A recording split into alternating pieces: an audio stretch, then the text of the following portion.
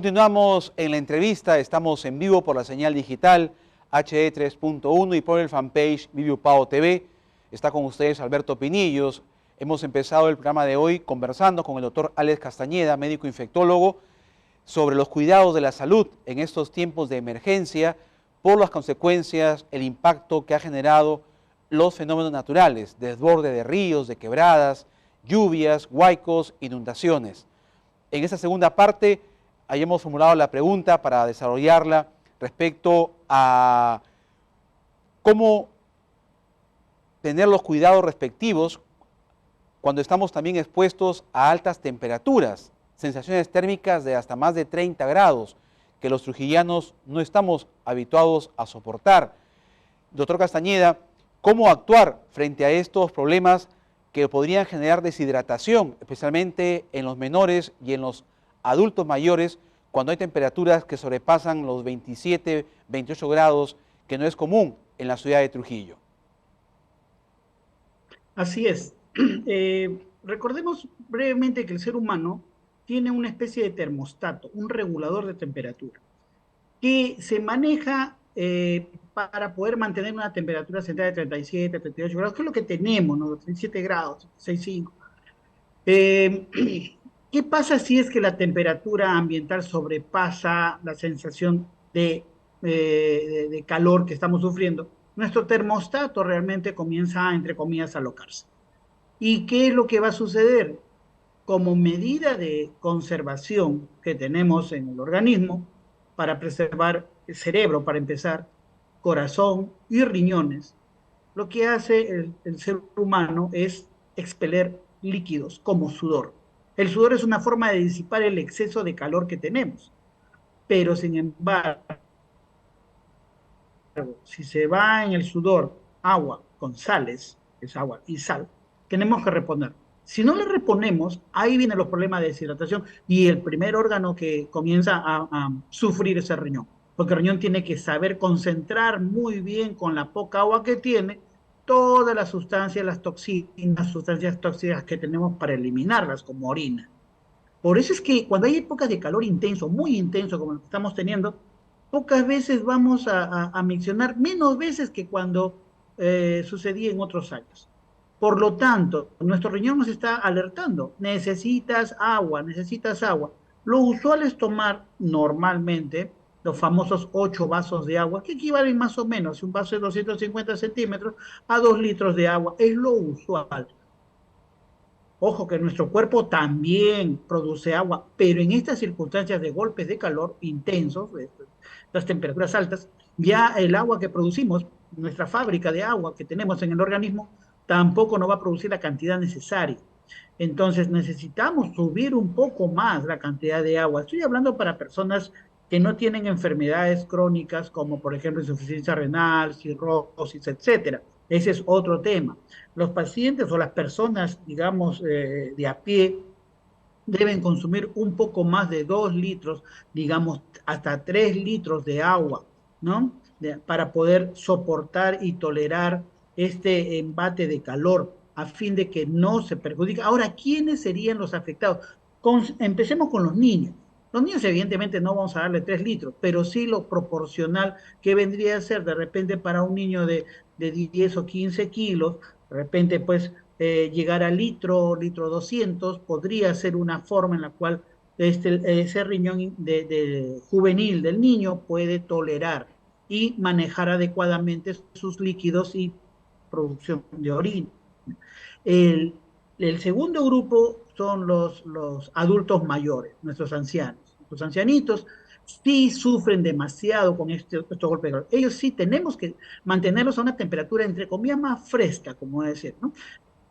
Si lo tenemos en casa, en las mañanas, por ejemplo, tiene que haber ventilación adecuada, abrir ventanas, tenerlo cerca de corrientes de aire fresca, no cambios bruscos de temperatura, no, sino que haya ventilación adecuada para que refresque la temperatura de su piel. Si no se puede con eso, poner pañitos de agua, agua a temperatura normal, ¿no?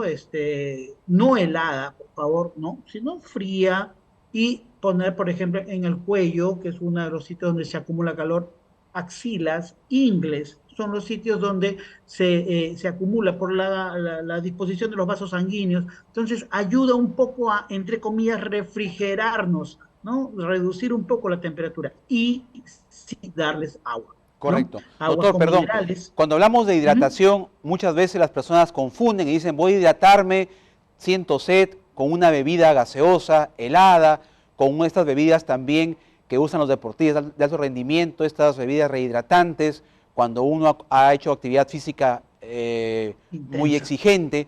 ¿Y cómo eso puede impactar negativamente en la salud de un ciudadano común y corriente que no ha hecho una actividad física y que ingiere con mucha frecuencia esas bebidas hidratantes que la utilizan los deportistas? Sí, acá es un punto muy importante, Beto. Número uno, evitar gaseosas, porque las gaseosas son bebidas hiperazucaradas y el azúcar va a jalar agua, ¿no? Y si hay poca agua, la va a mantener ahí, digamos, yéndose a otros órganos y no permite una adecuada distribución del agua al resto de órganos nobles que tenemos. Entonces, gaseosas tenemos que evitarlas al máximo. Las bebidas rehidratantes que tienen, por ejemplo, grandes cantidades de minerales podrían ser contraproducentes en esta época donde hay exceso de calor. Recordemos que para depurar el exceso de minerales necesitamos líquido. Y si tenemos pocos líquidos y encima ponemos líquidos con gran cantidad de minerales, ese riñón va a decir, por favor, no me sobrecargues. Por eso el agua normal, el agua que tenemos para nuestra bebida, para nuestros quehaceres normales, es más que suficiente. Siempre a un ritmo determinado. Por ejemplo, tomar, qué sé yo, medio litro, ¿no?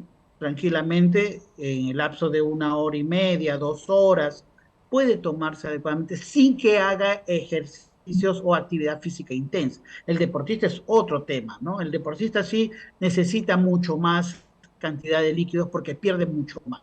Pero las personas que no acostumbran a hacer ejercicios exigentes, tienen que hidratarse a esa velocidad aproximadamente, especialmente, como dije, los ancianos, para que ese riñón no sufra, ¿no? Bajar la temperatura, como lo que estamos viendo ahí, ¿no? Bajar la temperatura con pequeñas compresas de agua a temperatura normal o un poquito frías, no heladas, por favor. Eso ya se usa cuando existe el llamado golpe de calor, que es una entidad clínica que la vemos en las emergencias. Ese es otro tipo de problema.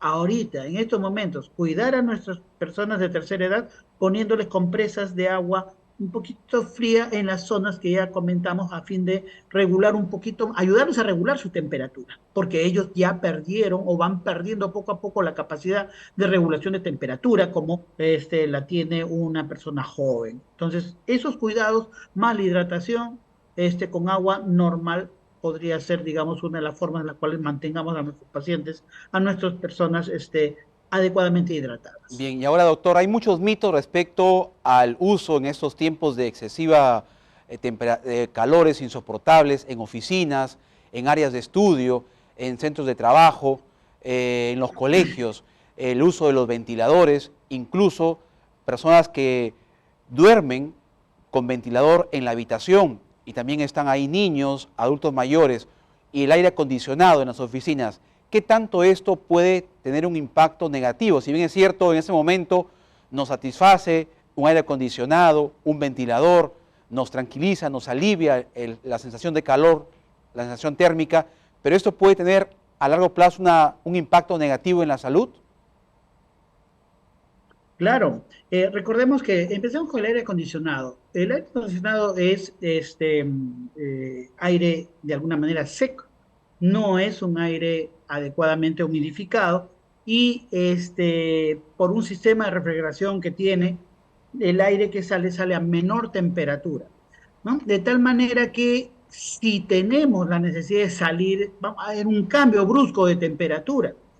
Y los cambios bruscos de temperatura en estas épocas de exceso de calor pueden ser dañinos. El organismo no tiene tiempo para regular su temperatura corporal y podrían haber daños, ¿no? Respiratorios, básicamente. ¿no? Esa es una. La segunda cosa es los ventiladores. Está bien ventilar, pero no directamente.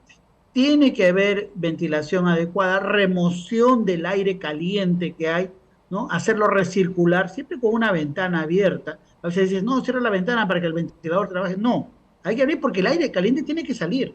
Y bueno, a volver a entrar y el ventilador lo que hace es remover el aire caliente para que siga saliendo. Eso es lo que se debería hacer, ¿no? Y no tener el ventilador pues en la cara o en la espalda, ¿no? Pegado a nosotros, porque bien la sensación es agradable, pero si nuevamente salimos o hacemos, estamos fuera del recinto donde está el ventilador, va a haber algún cambio brusco de temperatura que puede ser nocivo. Lo tercero, no dormir con ventilador directo. Eso sí, se prefiere evitarlo al máximo. Ahora, si abrimos las ventanas de nuestras habitaciones en las noches, sería apropiado aprovechar esos por cambios de presiones que hay entre aire caliente y aire de menor temperatura, ¿no? Puede intercambiarse entre aire fresco. Sin embargo, también entran insectos y ahí viene el otro problema. Entonces podrías ver una combinación entre ventiladores que no van directamente a las personas, sino al ambiente, por ejemplo, hacia una parte superior de un techo, etcétera, para remover el calor, el aire caliente Claro, o salga hacia la por esa pared, ventana como también se usa en algunas oportunidades, hacia la ¿no? pared, etcétera. Mejor es hacia el techo porque el aire caliente va hacia arriba. Correcto. Entonces, ahí es donde tenemos que sacarlo. Y segundo, acá sí no estamos en la selva, no estamos en Iquitos, pero en las zonas donde, recomendación, Ministerio de Salud, por favor, en las zonas donde ha comenzado a aparecer, por ejemplo, dengue, estos mosquitos que nos molestan en las noches, tener que ya empezar de repente a usar mosquiteros impregnados con insecticidas, como se hace, por ejemplo, en la selva.